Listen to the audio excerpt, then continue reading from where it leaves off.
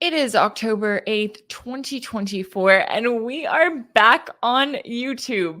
Y'all, I don't even have words to express how incredibly grateful I am to every single one of you who spoke out, who called for YouTube to reinstate my channel. I truly do genuinely believe the only reason that they did is because there was such an uproar. I've never seen anything like it in my life. Y'all have really shown me that I had a community that was so much bigger than anything that I would have ever imagined, with all of your kind messages and comments and speaking out on social media and calling out YouTube, calling for them to reinstate my channel. As an independent journalist, your support makes my work possible. And I'm still in shock. I just found out the news a few minutes ago, and so it doesn't feel real, but I am going to proceed very cautiously. So, again, for those of you who follow me on YouTube, please take a moment to make sure that you're following me on another platform, specifically my Substack. That's rachelblevins.substack.com.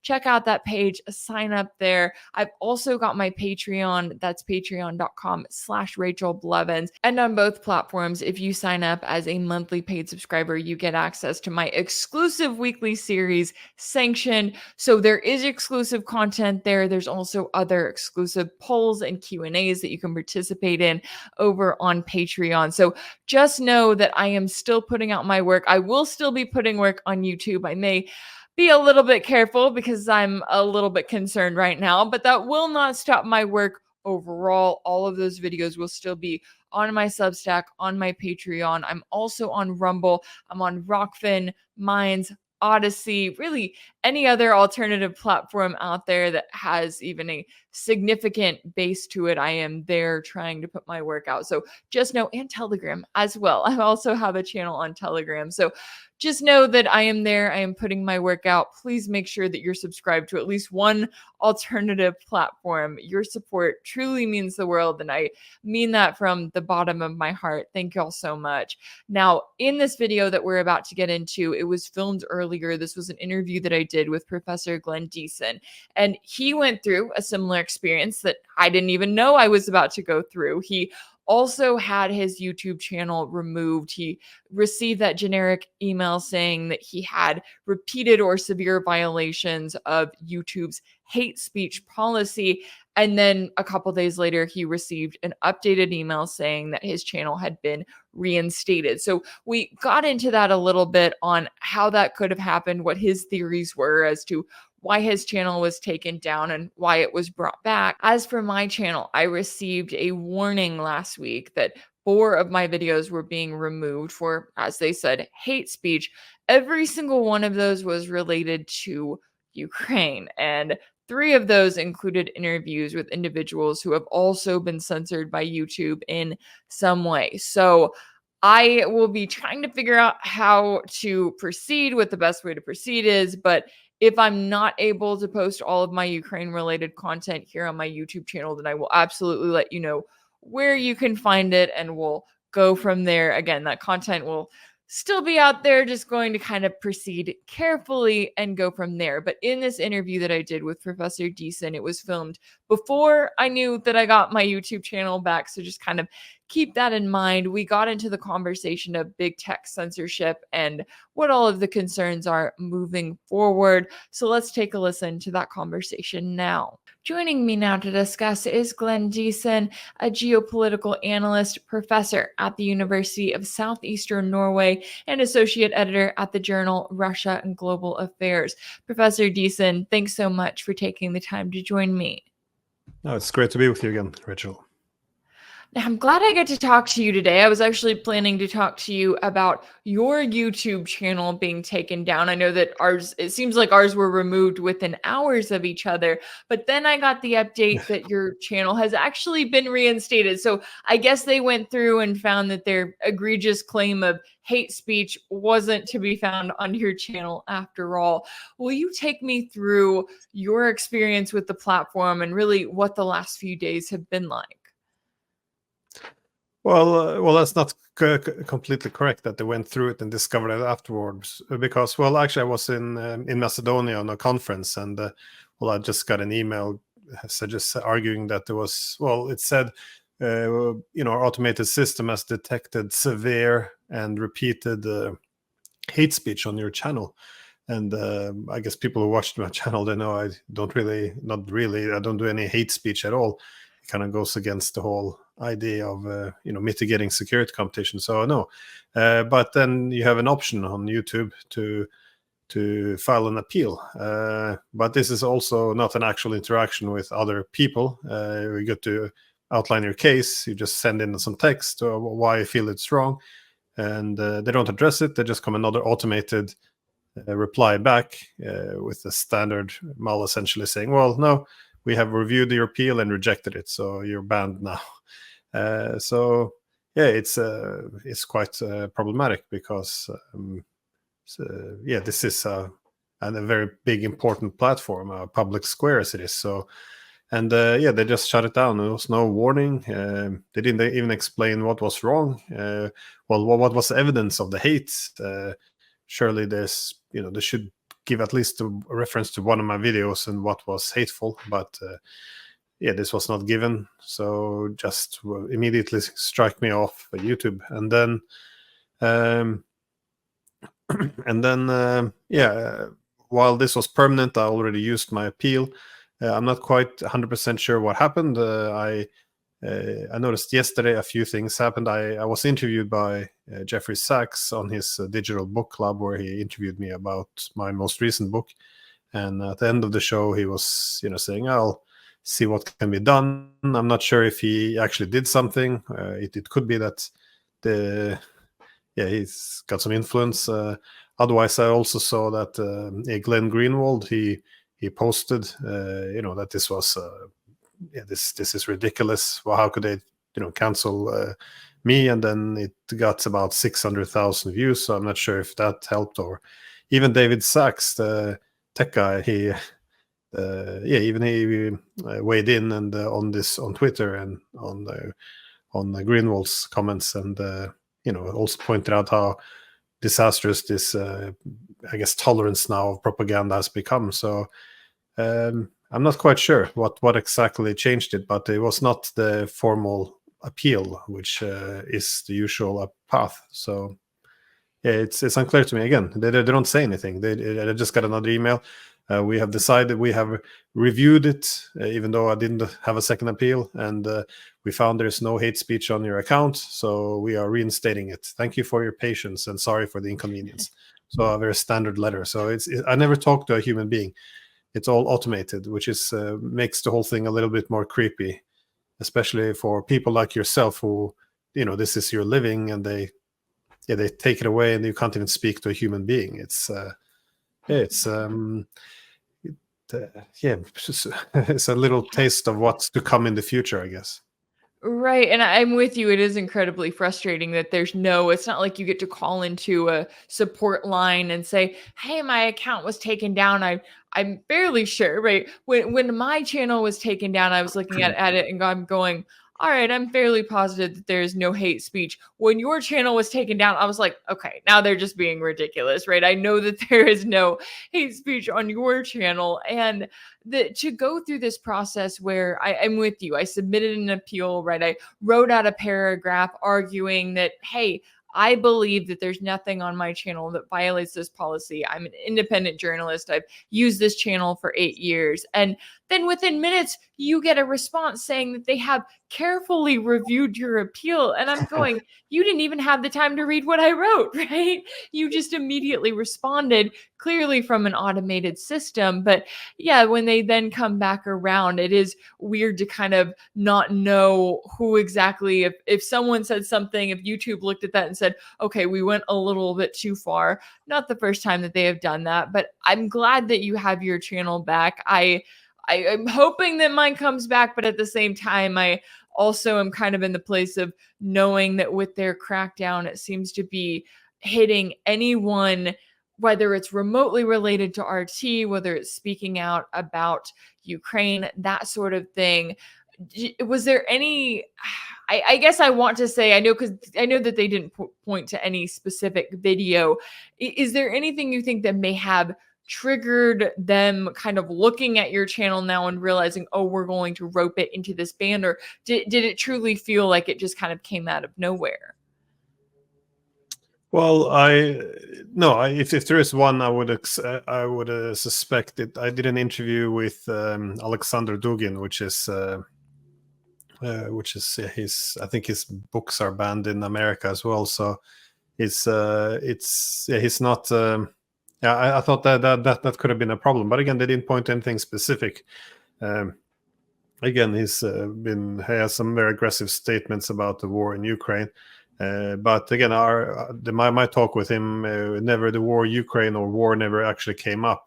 Our discussion was about around what he refers to as the fourth political theory. So effectively, it was a discussion about modernity, whether or not the modern world should transcend the pre-modern world, or if the modern world is dependent on building on the pre-modern world. So this was effectively the whole discussion.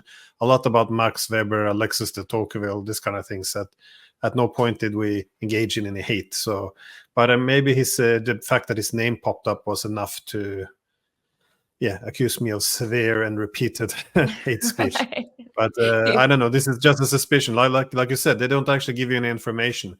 And I also got because like I said, I was in Macedonia at this conference. I checked the phone. I wrote in my appeal, and I went to the place for coffee, and I came back. By the time I went back, I had got message about their careful review. But again, careful review, but not one example. So it is just an automated mail. It's not. There's no person there. No one actually looked at it. No examples are coming. So. And like you say, given that they take away some people's livelihood, you would think that some part of this, when you decide to cancel a person, to essentially pre-censor them, preventing them from ever again posting anything, then surely, some more details should be provided. But no, there's nothing. Yeah, you would think they would say, hey, it was this specific video, right? These are the time codes. This is where we found hate speech, or I guess some version of that. And it's just crazy to me how much power YouTube has, exactly as you were saying there. They have the power. This is the largest video platform on the internet. So obviously, even if we're posting our videos on Rumble, on X, on any other alternatives we can find, we're still also posting on YouTube, because that's where you typically get the most followers. That's where you get, the most money from monetizing your content, if you're able to, that sort of thing. And so right now, what they're doing is they're not just canceling creators, but they're also taking it a step further. And they're saying, hey, if we delete your channel, you can't appear on anyone else's channel, or they could be targeted as well. And I know that you're actually in the process of doing more research about tech censorship, writing a book about narrative control. And now you yourself have kind of become this brief case study when it comes to big tech censorship. But what are some of your concerns for how much big tech has been able to control our lives, including in this way of being able to delete us from their platform entirely? Well, I wrote already a few books where I touch on this topic, because I have a book with the title of Great Power Politics in the Fourth Industrial Revolution. So I argue how controlling this digital ecosystem becomes a key source of power. I also discussed the narrative control in another book I wrote on called The Think Tank Racket. I also wrote a book on propaganda in international politics. So I touched on these topics all before, but I want to do one more specific on the digital realm, because this is really, the technology on its own allows for a lot more propaganda. And you see now, not only governments, and especially now the US, tightening control over the media, but you see them also going after foreign rivals. So many people have probably seen that they hijacked the Iranian domain. So Press TV, if you go on it, a big picture comes up, like a symbol. I'm not sure what symbol this is. It's an American symbol of the U.S. government, at least. So they really literally hijacked it. you know, how they became normal that they ban Russian media and pressure others to do it. It's you know, they put in billions of dollars to smear China. This is all done in the open, by the way. Money allocated from Congress to smear China international media.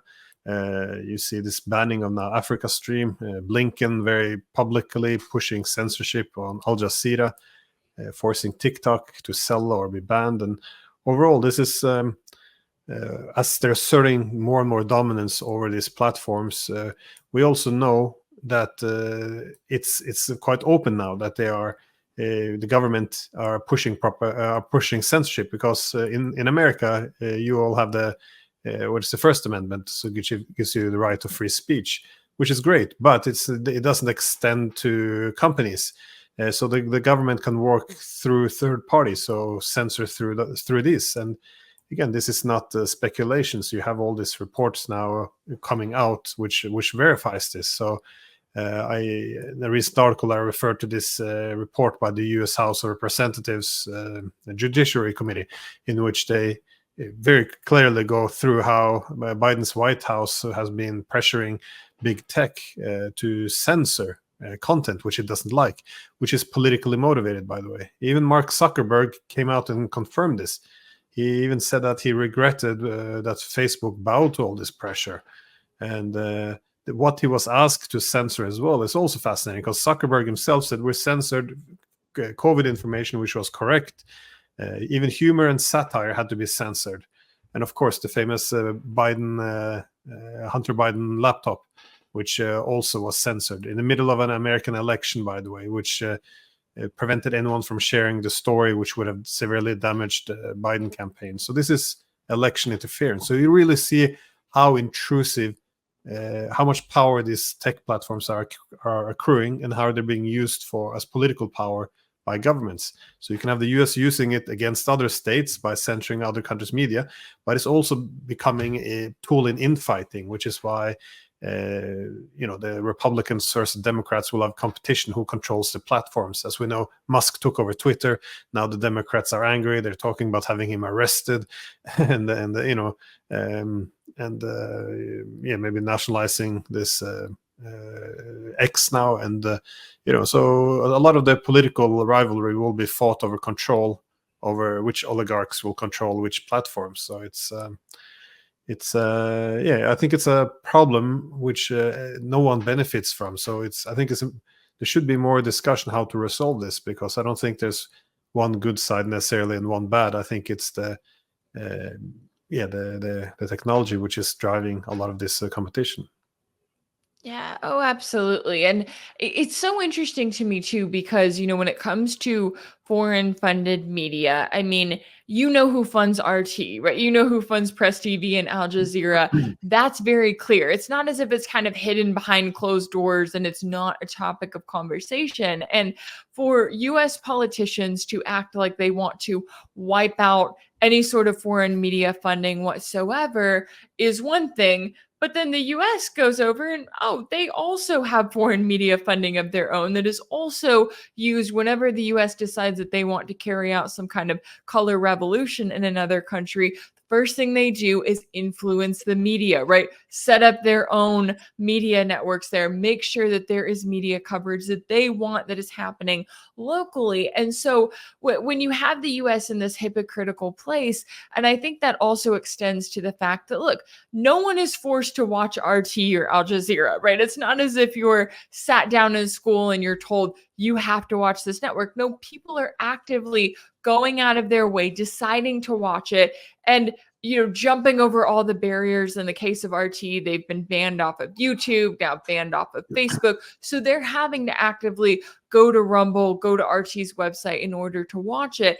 While they're watching it, they're not watching at the same time, I guess, CNN, Fox News, any of these mainstream networks here in the US. And so I think it's been interesting to see how, as you've had more and more competition towards the mainstream media, they have retaliated by not trying to make their coverage better, not trying to find ways to increase their viewership, but by trying to get rid of the competition altogether and saying, we need to outlaw any kind of dissenting voices that ironically, not only do they go against the mainstream media, they also go against the US government and its narrative.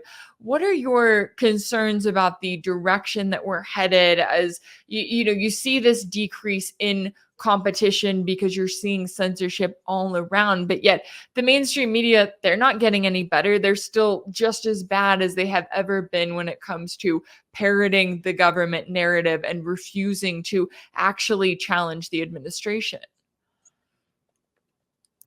No, I agree. And I just want to point first to what you mentioned, because I think that's quite important. That the fact that everyone knows it's state media, because what makes propaganda efficient is to conceal the source, because source credibility, as anyone studying communication theory understands, is who's communicating the information is very important. This is why most of the studies on propaganda during the Cold War actually made the British and American propaganda more efficient, because if you have a Soviet official standing in front of a state media saying something, everyone knows where it is coming from. They understand the agenda. They can put two and two together. However, for the propaganda we had in the West, we usually go through third parties, so through private industries, seemingly private media, and it gains then the source credibility that this is somehow objective or but this is quite important, because this increases the trustworthiness, the assumption of truth in it, and this ensures that the message is better received. So from this perspective, RT is not a good propaganda instrument, because everyone knows it's Russian state TV. They're very clearly saying, listen, when you listen to this is largely the Russian perspective on the world, like the tensions. And that's why I always said as well, people who read RT or watch the program, it has great value. You get the Russian perspective. Doesn't mean you have to blindly believe everything, but news, if we see how polarized the news are, for example, in the US, you have some news for the Democrats, some for Republicans. It's even more so between states. I mean, if you want to know what's happening in conflict in the Middle East, read some Israeli media, read some Al Jazeera, get both sides. But I think what's important is that the source credibility is already there. But now that it's this is what is lacking there of this media. So and also it's this idea that West, we don't do propaganda. Propaganda was something that authoritarian states do.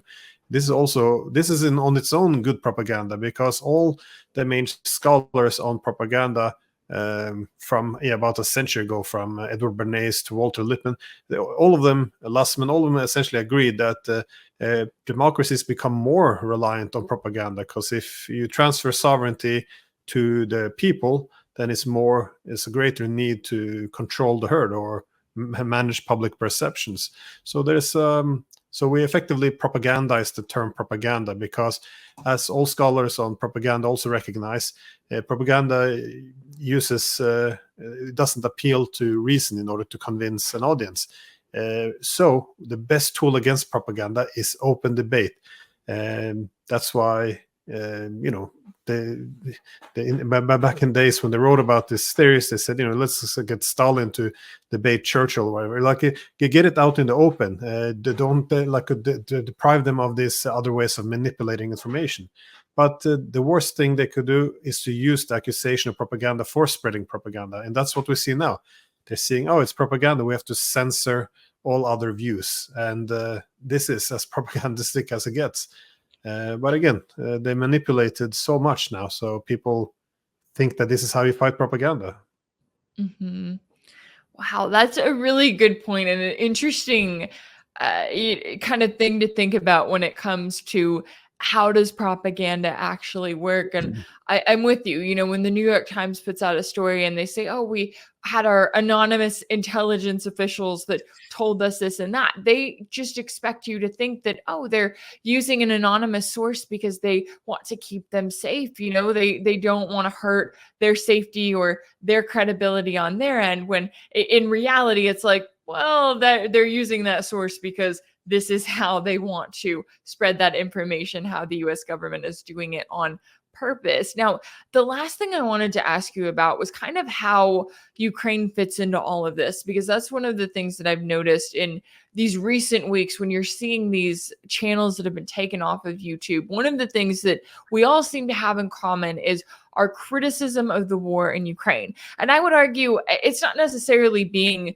pro-Russian, right? We're not getting on here and saying, "Oh, Russia's great, blah blah blah." No, we're getting on here. We're saying things like, "Look, we're questioning why NATO is fighting a proxy war against Russia. We're questioning why NATO is on its way to World War III against Russia, or spending hundreds of billions of dollars when we have people in need here in the West. We're talking about the reality of the state of things on the battlefield. The fact that despite all of this money, all of these weapons, not only is Kiev not winning, but they're facing a very serious manpower shortage right now. And they're kind of grasping at straws with Zelensky's so-called victory plan, and the fact that this is going nowhere good. So how do you view the fact this attempt, as it seems, this maybe to me, to try to silence these voices that are truly speaking out about the Ukraine war and raising concerns that need to be made public, conversations that need to be had?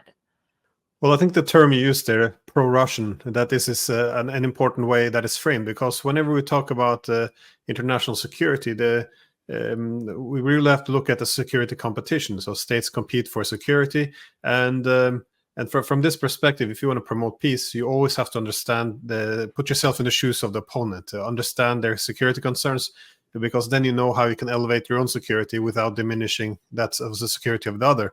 This is, the foundation of arms control, but this goes very much against human nature, because in human nature we're a social animal. We organize in groups. So when we feel fear, we organize in the in-group, which is us, which is we demand solidarity if there's a threatening out-group. So this is what's manipulated often when you hear these people pushing effectively the propaganda, where they're saying, well, you're legitimizing the Russians, you're pro-Russians. What they're essentially saying is you've chosen the out-group against your own people, your in-group, so you're a traitor. Even though you have to understand the opponent, and you have to accept and communicate this information, what they're actually after. And I think this is why it's been so difficult to talk about the Ukraine war, because there's a lot of disinformation and lies out there. Unfortunately, it comes from our own governments and our own media. So, for example, this idea that it had nothing to do with NATO expansion, there is so much overwhelming evidence that this is the case. It's quite clear. We don't have to go through all of this now, but also the fact that the Russian invasion was unprovoked. Also, it's so obviously easy to prove that this was fake, and also we can't negotiate with the Russians. They only want territory. No, we have a sea of evidence suggesting, even from day one, that their main objective was to restore Ukraine's neutrality, and this became a territorial conflict as a result of the war. So all of these issues, or even look at Nord Stream, how can you possibly explain how the media is handling this? They're already admitted on the United States side that they knew about this. They knew about well, I don't buy the story that it was Ukrainian. I think the US was involved, but nonetheless, let's buy the American narrative that the CIA, they knew weeks in advance that the Ukrainians were planning to blow it up. That's what's been admitted. Well, after it was blown up, they blamed the Russians for it. And they used this blaming the Russians as a reason to intensify the war and to militarize the Baltic Sea. Well, isn't this so we already had confirmed that this is that they lied and used it to escalate military tension. But there's nothing in the media. The government doesn't address it, and but if you want to address it, to point out that we're going in the very wrong direction, then the only thing they hear is, oh, pro-Russian. You're taking their side. You're blaming us. It doesn't matter what's subjective reality. So I think this is what makes it so difficult to have a sensible discourse, because let's all assume we don't want a world war. We don't want hundreds of thousands of Ukrainians to perish, to lose all their land, and just have their nation destroyed. Surely we have to start having honest discussions about what has actually happened there and what is happening, unless we find a quick solution to the war. But not only has this been demonized, but now they're actually censoring it too. So they're effectively saying, well, you're identified as being pro-Russian because you suggested that perhaps we shouldn't expand NATO, and perhaps it's diplomacy a good thing. Perhaps weapons aren't the path to peace. And meanwhile, the other ones who are just drumming beating on the war drums, they are, that means you're pro-NATO and pro-Ukrainian, you're anti-Russian, then you're on the right side. So we censor one group and not the other. Ironically, the people now pushing the hardest for war and calling for genocide celebrating the mass murder of Palestinians, or saying war weapons are the path to peace in Europe, they're not censored because they have picked the right side. They're pro-NATO, and they're not anti-Russian. So it's all very dangerous, the direction this is going. Oh, absolutely. And I am with you. It's very telling, the people that they do censor, and you look at those people and you go, wait a second, they all seem to be bringing up points that are just completely ignored by the mainstream media and ignored on purpose. Certainly a lot at stake here all around. And I really appreciate you taking the time to join me today to break down all of the latest here. Glenn Diesen, a geopolitical analyst, professor at the University of South-Eastern Norway, and associate editor at the journal Russia and Global Affairs. Thank you so much for your time and insight. Oh, thank you, Rachel. If anything in this video resonated with you, be sure to like it, share it with your friends, leave a comment. And as always, don't forget to subscribe. And if you want to keep up with all of my work, make sure that you're subscribed to my page on Substack. That's rachelblevins.substack.com. That's where you can also check out new episodes of my exclusive series for paid subscribers called Sanctioned. We've got a new episode coming out this week, looking at the aftermath of not just the October 7th attacks, but how the entire world has handled Israel and its war crimes over the last year. If you want to support my work, you can also check out my page on Patreon. That's patreon.com/Rachel Blevins. That's where you can join the community there. You also get new episodes of Sanction there, and you can chime in on regular polls and Q&As as well. As always, thank y'all so much for all of your support, and I'll see you next time.